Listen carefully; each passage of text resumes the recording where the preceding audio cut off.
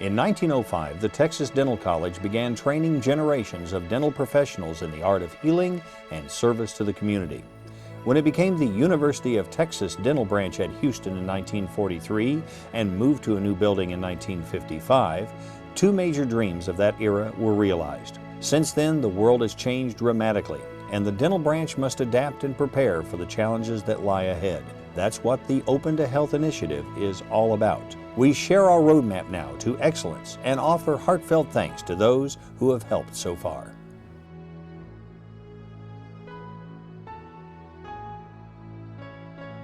It is part of the dental branch mission, as well as education of our dental and dental hygiene and specialty students. Along with that education and research is our commitment to community outreach. When we send our students out to some of these community health clinics or on the dental van, we hope that in some cases it might take, and they might say, gosh, this is something that I really would like to do.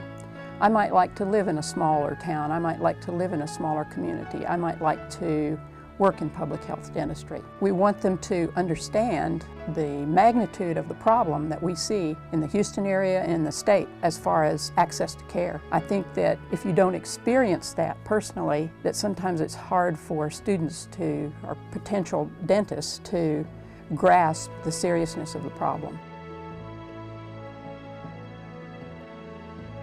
I think getting a scholarship encourages you to want to be successful so that someday you can give back a scholarship. I think that's kind of a neat thing. I know that a lot of the scholarships come from people that have some way, shape, or form been involved with the dental school in the past, and it's kind of like them saying, I did it, you can do it, I'm going to help you do it, and maybe someday you can help do it too. So it's kind of like a neat way of definitely paying it forward. It's a new age in academia today, and the costs have increased significantly, and because of that, I think that's part of what's limiting the success of students today.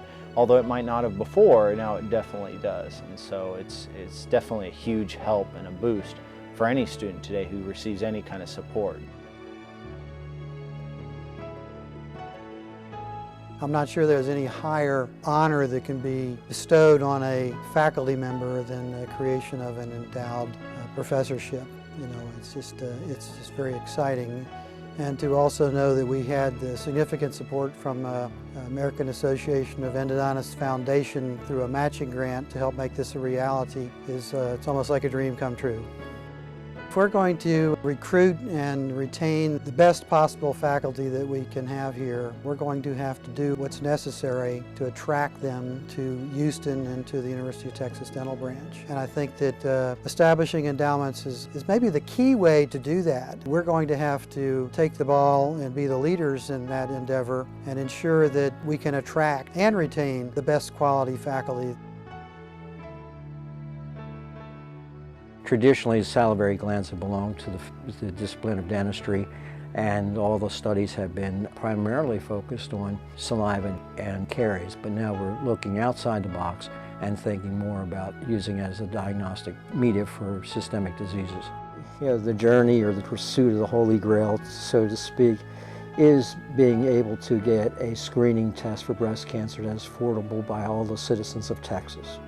One of the major areas that has received significant funding for several faculty recently is the area of bone regeneration. Now, this is extremely important when we consider our military coming back from the Mideast and reconstructing faces. We also have faculty who have worked in the area of reconstruction from the standpoint of artificial materials to help patients who have had parts of their faces removed because they've had head and neck cancer. We're studying bacteria that cause periodontal disease and attempting to find out the ways that they use to transfer genetic information that renders them resistant to the traditional antibiotics that we use to treat certain forms of periodontal disease.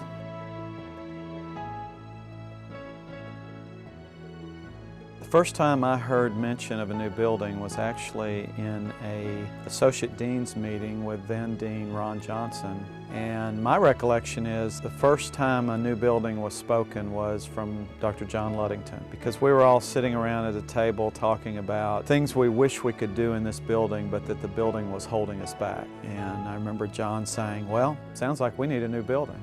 Until the university, until the Health Science Center got behind this, it had no future. Dr. Willerson was, and then of course my predecessor, Dr. Fleitz, who had so much to do with the TRBs.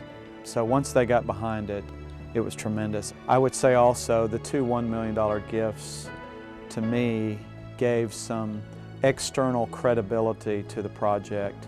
You know, almost no matter how much money the Health Science Center has committed to us, when we had those two alums give those two major gifts, I think it made a lot of people stand up and say, wow, this really is an important project, and those really were significant gifts. I was accepted in 1950 to study dentistry here at the University of Texas. It was then called the School of Dentistry, University of Texas School of Dentistry. The school was on Blodgett and Fannin. It was an old school, no air conditioning, windows open, hot, humid, all the Bunsen burners going, and it was a miserable existence. But I was very honored and, in retrospect, to be admitted to a profession that I have done quite well in, and I've spent 50 years in practice here in Houston, enabled me to do a number of things that I never would have done otherwise. I think that the school has the opportunity to become a world-class institution.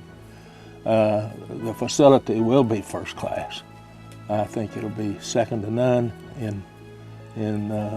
internationally. We've now got to build it to be a first-class institution to match the facility.